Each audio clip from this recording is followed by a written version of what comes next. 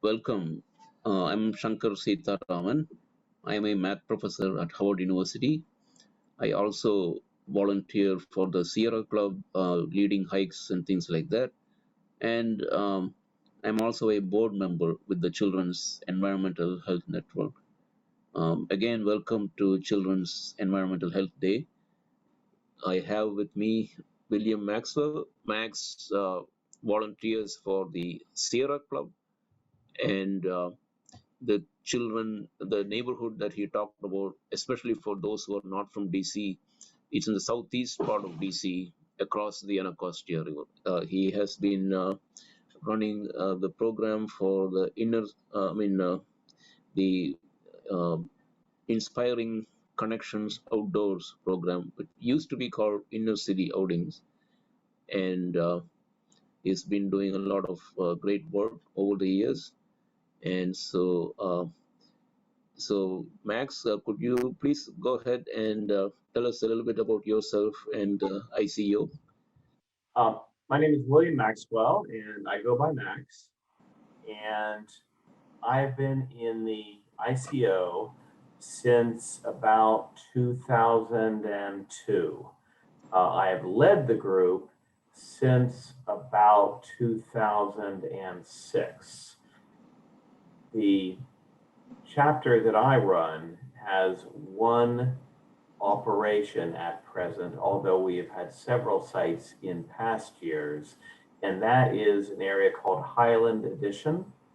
The Highland Addition housing project is an older housing project. We actually operate on the steps of what is now Achievement Prep because we have no site there, no community association that is has a space for us. So it's always been the most, I'll say, um, independent of the ICO operations in DC, and it is the longest standing and probably serves the kids in the most need of any that we have served in the past. We take kids from the neighborhood, generally somewhere between 6 to 30 children, depending upon the number of volunteers that we have available, and the number of children in the neighborhood, because the neighborhood is very transitory. Families move in and out, and we will take these kids on hiking and camping and swimming and ice skating, occasionally overnight camping, although that's been somewhat challenging with the number of volunteers that we've been able to attract, and most importantly, the volunteer leaders. There is a lot of work, great work being done by groups such as CEHN to make a safe and pollution-free environment for children. It is also so important to have children be out in nature, connect with nature, and generally have an appreciation for our environment, the trees and the animals and the forest, and not just mentally but also physically. Forests and trees provide more oxygen, so it is important for them to get that fresh air in their lungs too. What have you noted about the community in terms of the access to nature and environment and outdoor activities and green space and all those kind of things? The neighborhood is, does not have a lot of trees or parks in the immediate neighborhood. There are some parks a few blocks away of relatively small size, and there is actually a stream that is fairly close, but it's not what I would call the most pleasant of hiking experiences. So most of the kids, we take them out quite a bit away from their neighborhood, generally 15-minute to 2-hour drive, depending on where we're going. It's quite a bit different than what they're used to. And you can see that, when they're there, they'll see a interesting insect, and their first instinct is to kill it. And we try to instill in the kids some appreciation for neighbor, and they can just look at things and ideally not pick them up and put them in a cup and carry them all around and stress the animal out and take them away from their probable home. Um, so So it's pretty stark, you're saying, the contrast between the places, the community where they are, and the places where you take them. yes, the funds that the various communities in the DC regions are able to spend on parks is quite different. And Northern Virginia parks are generally very well maintained and have a park ranger there and a nature center. Must be quite a new experience for the children. And so how do they react? Are they really enjoying it, or um, and do you feel like it's really helping them to be outside, coming to these new places? It's certainly healthy to take hikes and do other outdoor activities.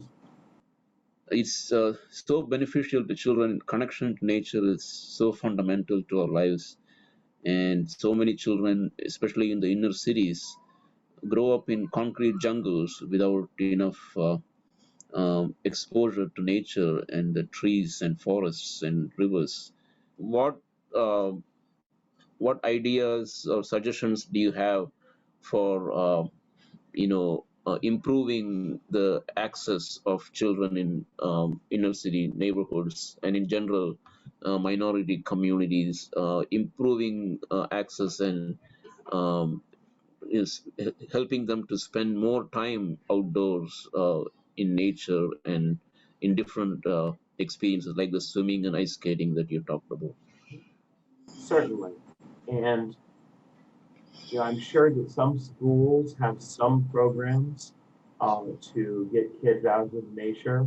The Sierra Club program is a very good program, challenged with getting enough volunteers to support the kids that would like to go on these trips. And based upon the response that I see in the Highlands edition, and we've seen in other neighborhoods, there's definitely much more demand than there is supply. So, I think the Sierra Club and other organizations can think creatively as to how to make regular opportunities to get kids out into the parks. The schools will have school buses, so I could imagine that the schools could partner with organizations such as the ICO and have more, I'll say, regular